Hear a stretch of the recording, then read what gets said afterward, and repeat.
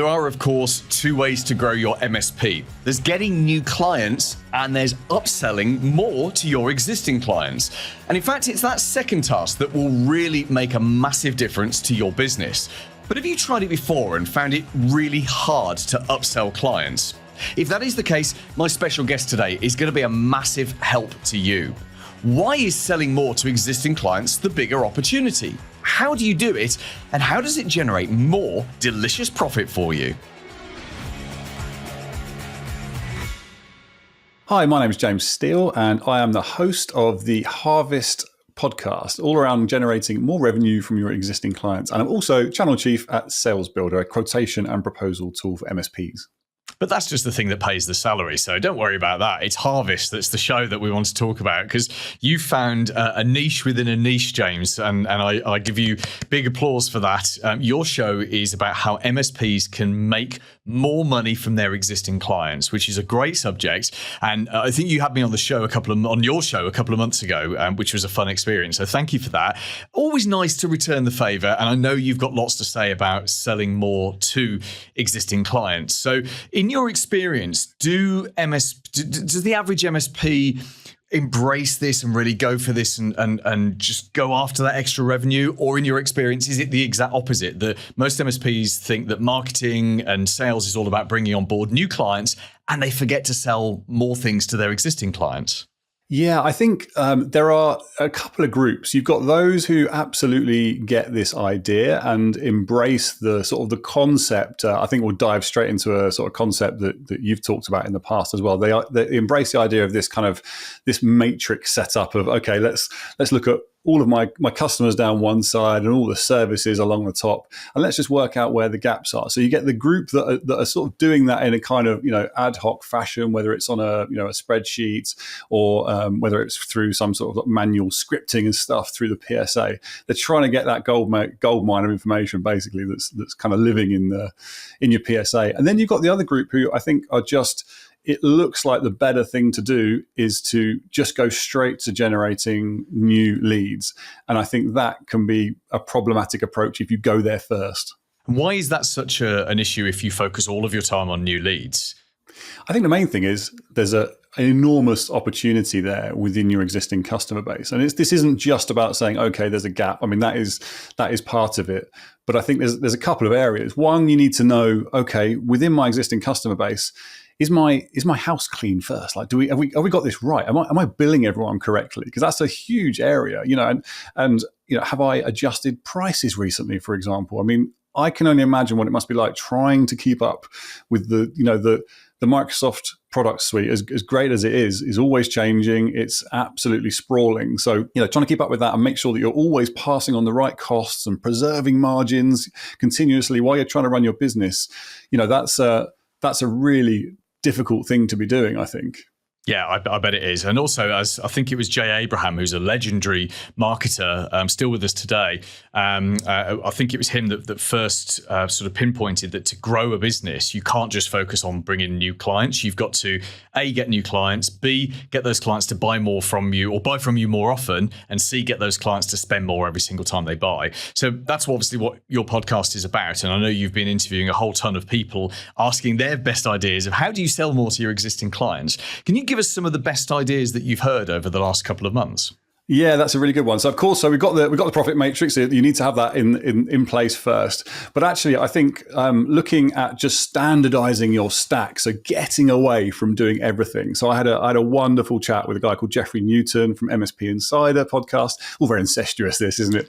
But he's also one of the leads at a company called Sift, and he was talking about the massive gains that they'd made by just stripping down what they're working with, not having umpteen varieties of firewalls that are then going to have, there's this kind of ripple effect when you're working with sprawling portfolios, that it's not just tricky to sell, to maintain, but the entire business feels the effect of having multiple products that aren't needed. So the more streamlined you can get, and I've seen this time and time again with the highest performing MSPs that we work with, the more streamlined you are, the stricter you are with your portfolio, the better.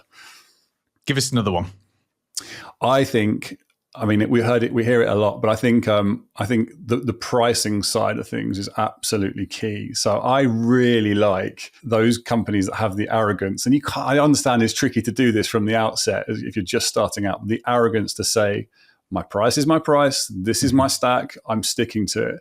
And it's amazing how that, your customers end up respecting you for it. I have to give a shout out to Ian Groves at Start Tech. I know this is something that he does very well indeed over here in the UK.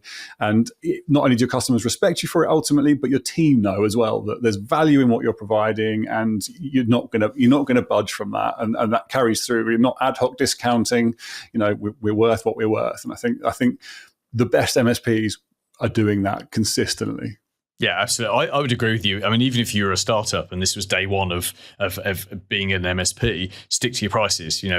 Figure those prices out, stick to them. I truly believe that what happens in the first 30, 60, 90 days with the client dictates your future relationship. And if actually right at the very beginning of the sales stage, you fold, they say, oh, I want a discount. And you go, okay, it's 25% discount.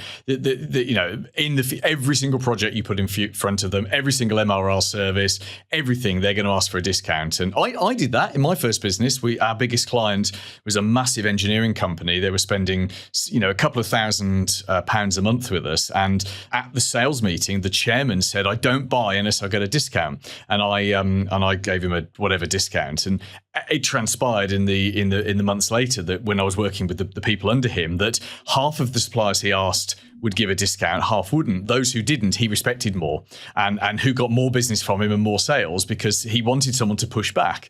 And obviously, I was like 12 at the time, so I didn't really get that. But it is fascinating how we get this pricing thing completely wrong in our head.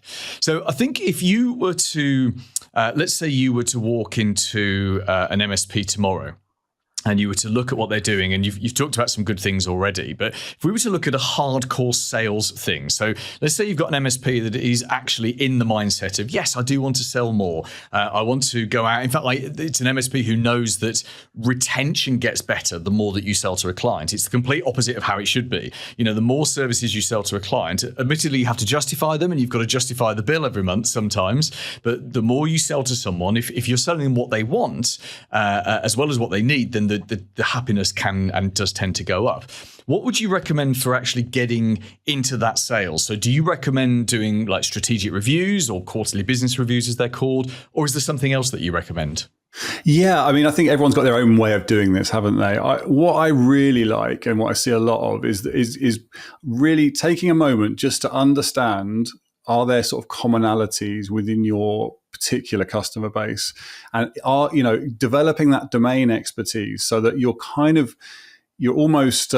got a position there that is so strong because you understand the real nuances. I mean, there's the particular regulation about perhaps it's a financially regulated industry or whatever it might be, things that only somebody in that space would know. And I think coming at it from that position, if you can do that and you can come in and say, right, okay, I understand your industry perfectly, and I also understand the technology stack that aligns with that. I think that then puts you in such a much better position to be able to introduce new products. And in terms of the conversation, of course, I think the overwhelming sort of advice, definitely, and I see this, on the podcast consistently, is let your customers talk. That's the absolute thing we've got. I've seen it all from, I just go in there with a blank pad and just put it in front of them and say, just talk. I've got others that just say, right, okay, here's a whiteboard. Put your top 3 business objectives, nothing to do with technology. Varying different approaches on that scale. But I think if you're first of all aligned, you're in that industry, you've got the industry knowledge, you've got the right stack, and then you can actually listen and see where that can apply. I think that's really, really key to really eking out the most from your base. Yeah, I agree. Isn't that lesson 1 of day 1 of sales school, which is the more you talk, the less you sell. And the more you listen, the more you sell. It really is. It's about asking the right questions and then shutting up and letting them talk themselves into it. And I think actually with what we're talking about here is account management, so bringing on board new clients, there's a little more to it than that as more of a nuance. But when you're with someone already, or they're with you, they trust you already. They want you to succeed. They want to stay with you. They don't want the relationship to go sour. So it makes more sense that you've already got that trust. Therefore, let them talk themselves into buying more from you. James, good advice there. Thank you very much. Tell us about two things. Tell us about your podcast. I've become a listener myself. Tell us what you cover on the podcast, how we can listen to it, and then tell us about Sales Builder as well. Wonderful. Thank you so much. Yeah, well, Harvest is all about, unsurprisingly, generating more revenue from your existing customer base. And we're trying to keep it on that topic. We're trying to keep it tactical, actionable, very short. We've got sort of segments in there for dispelling industry myths and things. So hopefully the idea is that you can always take away 3 actionable points for your MSP. Take the idea, put your spin on it, and put it into your business tomorrow. And yes, as for Sales Builder, we are a proposal and quotation tool which works beautifully with Autotask, ConnectWise, and Halo PSA, connecting to your distributors and, of course, your PSAs to build a portfolio and then to let you build beautiful drag and drop proposals right from there. And there's a whole load of automation in there too, post-sale. And you've got the white space view on top of that, which is look at your profit matrix built live from your PSA. So if you'd like to know more about that, head over to salesbuilder.com. We're the cool domain, so we haven't got an E in the end, so it's salesbuilder.com. Don't get that wrong. Paul Green's MSP Marketing Edge.